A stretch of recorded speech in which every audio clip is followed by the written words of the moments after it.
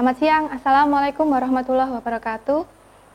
Pada kesempatan hari ini kita akan membahas mengenai etika bisnis dalam ekonomi kapitalisme. Nah, teman-teman tentunya sudah ingat ya, atau terkait dengan etika bisnis dalam ekonomi kapitalisme, kemarin sudah sedikit disinggung, ada beberapa teori yang mendasari tentang etika ini sendiri, di mana dari awal sejarahnya, jadi bisnis itu dikatakan beretika jika menghasilkan keuntungan semata. Jadi bisnis adalah bisnis, urusan sosial adalah urusan sosial. Jadi ada kayak semacam pemisahan. Itu menurut Milton Friedman. Nah, dalam perkembangannya kemarin terjadi pergeseran antara individu ke sosial. Nah, di sini ada teori objektivisme dalam kaitannya dengan bisnis menurut Ayn Rand, yaitu berkaitan dengan reason is must only means knowledge. Jadi ilmu pengetahuan lahir dari proses pemikiran manusia yang dilakukan secara logis dan empiris, sehingga hal-hal yang gaib seperti eksistensi Tuhan tidak dikenal.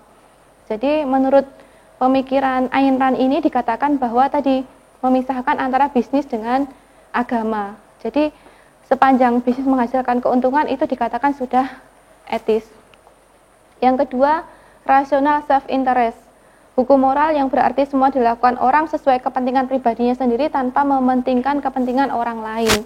Jadi di sini masih mendukung adanya teori egoisme. Jadi dia melakukan kewajibannya karena kepentingannya diri sendiri.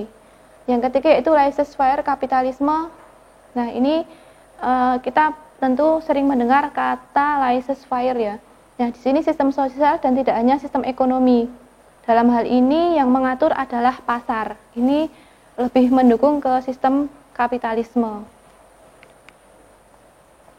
Kemudian ada beberapa teori yang digunakan untuk menganalisis hubungan antara perusahaan dan pengaruhnya terhadap perilaku moral di sebuah perusahaan. Yang pertama yaitu the classical liberal economic, atau sering disebut teori ekonomi liberal klasik.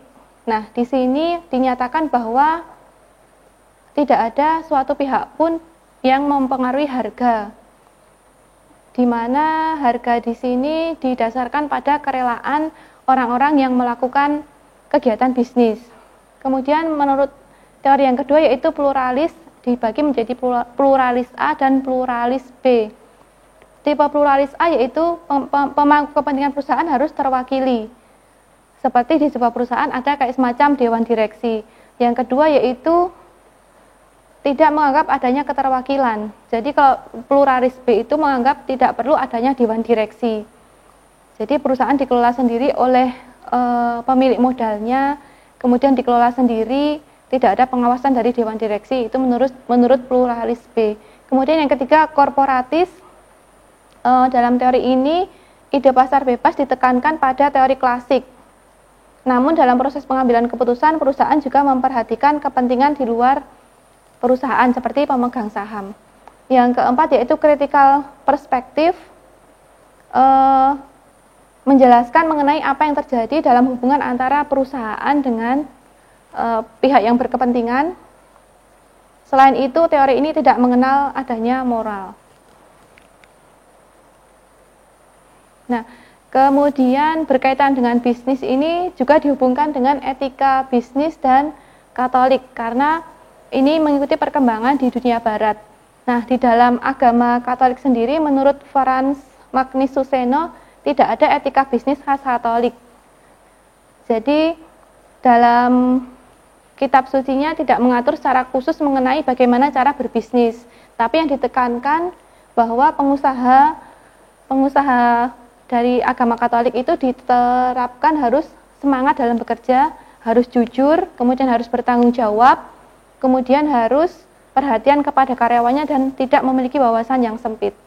Nah, itu.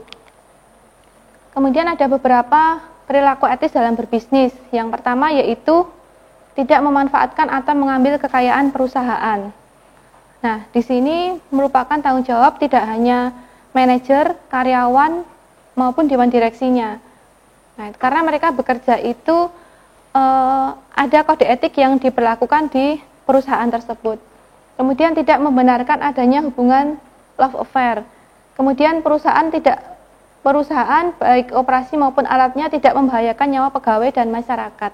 Jadi sebisa mungkin dalam operasi perusahaannya itu menggunakan peralatan yang aman bagi karyawannya. Dalam perkembangannya banyak sekali yang digantikan oleh tenaga mesin misalnya.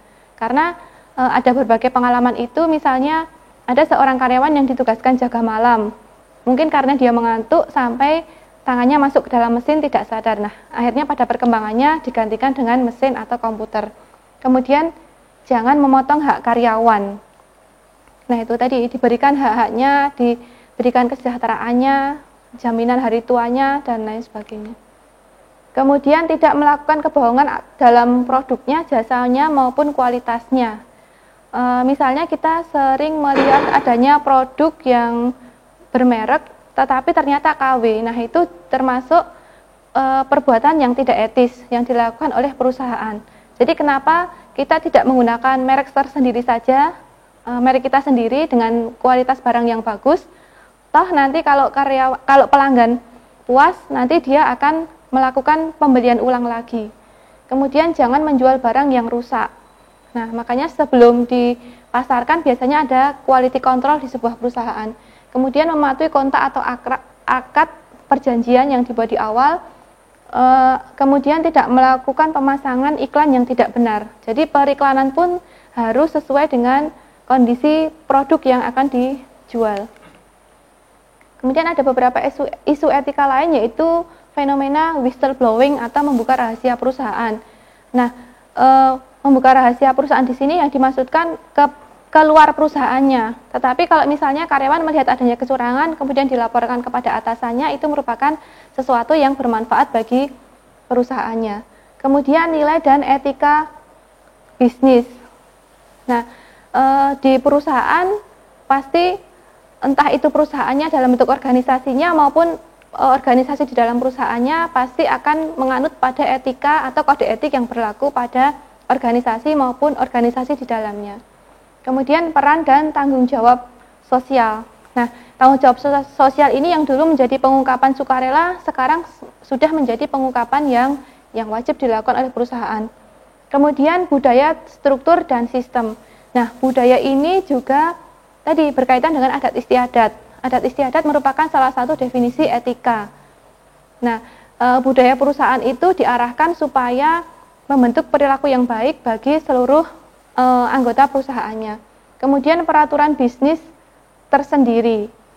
Nah, bisnis itu kan memiliki beberapa jenis ya, masing-masing memiliki peraturan yang tersendiri. Misalnya untuk perusahaan manufaktur dengan perusahaan food and beverage atau perusahaan otomotif, tentunya peraturan bisnisnya akan berbeda.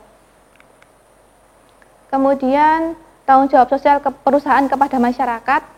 Tadi ya, sebenarnya ada beberapa tanggung jawab sosial. Yang pertama, perusahaan kepada karyawan, yang kedua karyawan kepada perusahaan, yang ketiga perusahaan kepada pemasok, yang keempat perusahaan kepada masyarakat, dan perusahaan kepada lingkungan. Kemudian pegawai dan korporasi, hak-hak pegawai dan majikan, loyalitas perusahaan di sini berkaitan dengan loyalitas atau karyawan itu diharapkan memiliki komitmen terhadap perusahaannya dan lain sebagainya. Termasuk ini multinasional dan etika, karena sekarang sudah berkembang bisnis multinasional. Ya, demikian penyampaian materi hari ini. Assalamualaikum warahmatullahi wabarakatuh.